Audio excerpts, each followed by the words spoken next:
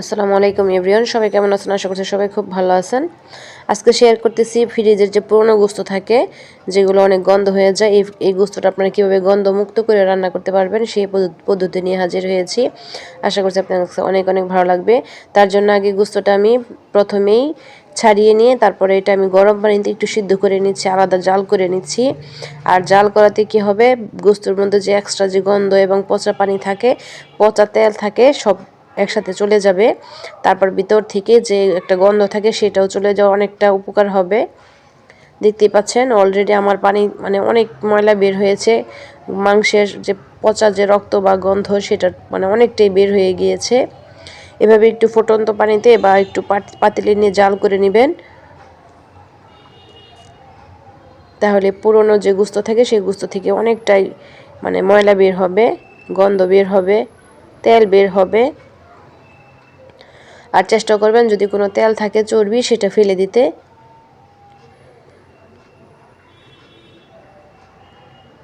এখন আমি এটা ধুয়ে নিব, ধুয়ে নিয়ে এটা আমি আরও প্রসেস করব।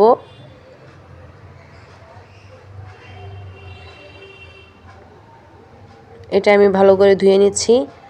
যথাসম্ভব আবার দ্বিতীয়বার আবার একটু গরম পানি দিয়ে রাখবেন। আর এই পিসগুলো এখন আমি ছোট ছোট পিস করে কেটে নিব।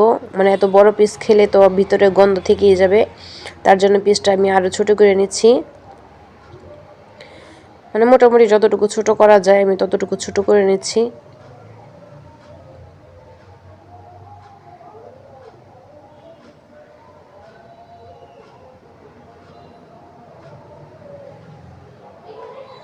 দেখতে পাচ্ছেন আমি পিসগুলো কতটুকু ছোট করেছি।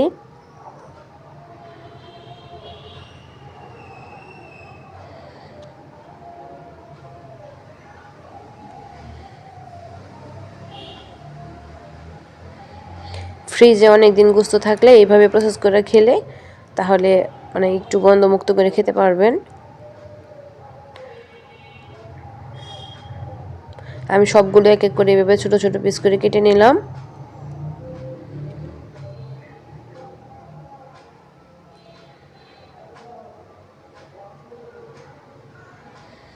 এখন আমার কাটা শেষ, এখন আমি যাব অন্য প্রসেসে।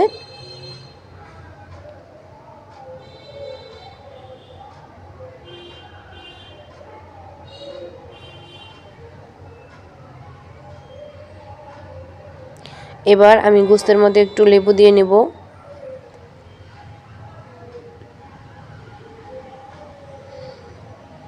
লেবু এবং লবণ দিয়ে আমি অনেকক্ষণ এটা মাখিয়ে নিব। এইভাবে অনেকবার মাখতে হবে।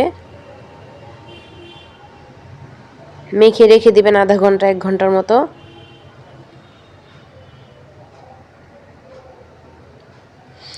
তারপর এটা এভাবে রেখে দিয়ে তারপর আবার পারলে একটু গরম পানি দিয়ে ধোয়ার চেষ্টা করবেন, তাহলে ভিতর থেকে আরও ময়লা বের হবে। দেখতে পাচ্ছেন অনেকগুলো ময়লা আমি বের করে নিয়েছি। আর অলরেডি আস্তে আস্তে একদম পরিষ্কার হয়ে যাচ্ছে, দেখতে পাচ্ছেন কতটা পরিষ্কার হয়েছে। এখন আমি আরেকটা প্রসেস অবলম্বন করব।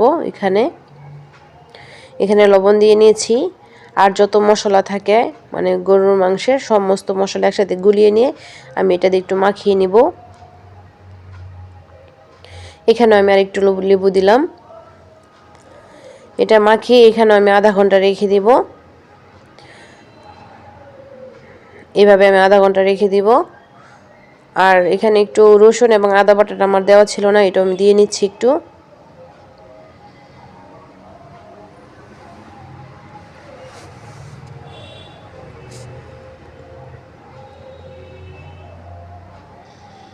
এটা আধা ঘন্টা রাখার পর তারপরে একটা প্যান আমি তেল গরম করতে দিলাম। তেলটা আমি একটু ঘুরিয়ে চতুর্দিকে নিলাম। আর এখন সেই গোস্তের পিসগুলো আমি শুধু তেলে নিয়ে ভাজবো।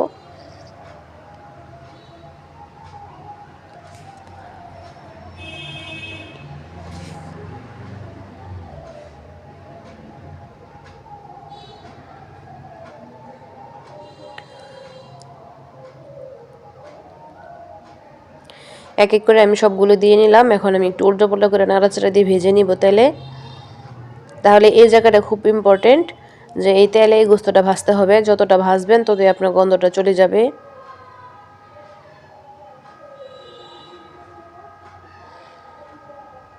এখানে হাই হিটে ভাজবেন।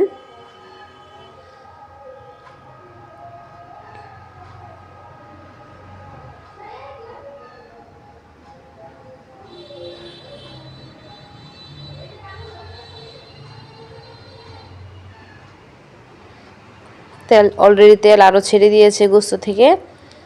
এখন আমি যে মশলা আরও কিছু গোলানো ছিল সেটাও আমি এখন দিয়ে নিব। এখন মশলা দিয়ে আমি কষাবো এটা।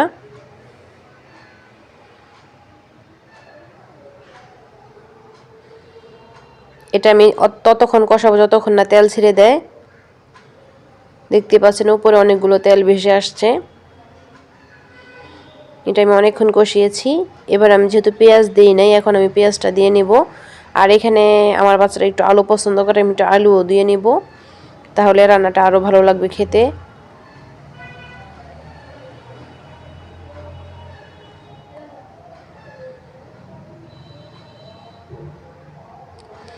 এবার এলাচি এবং দারচিনি এবং তেজপাতা দিয়ে নিব।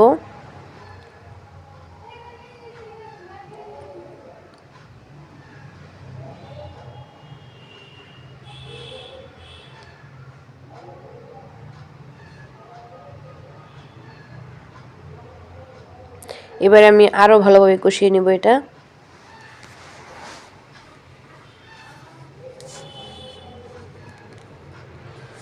একটু ঢেকে রেখে দিব, তারপর আবার কষিয়ে নিব। এইভাবে বারবার একদম কড়া করে মানে মানে ভাজা কষা করতে হবে। কষাতে কষাতে একদম ভেজে ফেলতে হবে, এরকম একটা কষা দিতে হবে।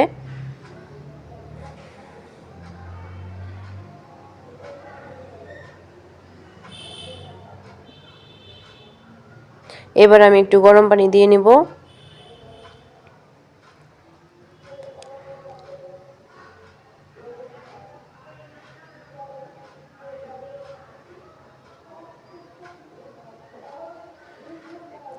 এবার রান্নাটা যখন প্রায় হয়ে আসছে তখন আমি কিছু কাঁচামরিচ দিয়ে নিলাম। দেখতে পাচ্ছেন ঝোলটা আমার অনেকটাই শুকিয়ে গিয়েছে।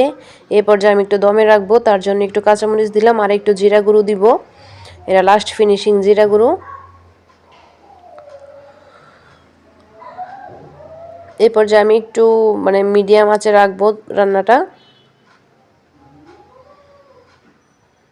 চলে আসলাম লাস্ট ফিনিশিংয়ে। এখন আমি এতটুকু ঝোল অবস্থা, যেহেতু আমি আলু দিয়েছি তার জন্য খুব বেশি মানে ঘন করব না, আমি এতটুকু পর্যায়ে রেখে দিব। দেখতে পাচ্ছেন কালারটা মাশাআল্লাহ। ভিডিওটি ভালো লাগলে লাইক কমেন্ট শেয়ার সাবস্ক্রাইব করবেন। আর এইভাবে রেসিপিটি অবশ্যই ফলো করবেন, তাহলে আপনারা গন্ধমুক্ত একটা মাংস খেতে পারবেন অনেক দিনের পুরনো ফ্রিজের গোস্ত থাকলে। আর সবার সুস্বাস্থ্য কামনা করে এখানে বিদায় নিয়ে নিব। আর পদ্ধতিটা অবশ্যই বাসায় ট্রাই করবেন। আসসালামু আলাইকুম রহমতুল্লাহি ওয়া বারাকাতুহু। আল্লাহ হাফেজ।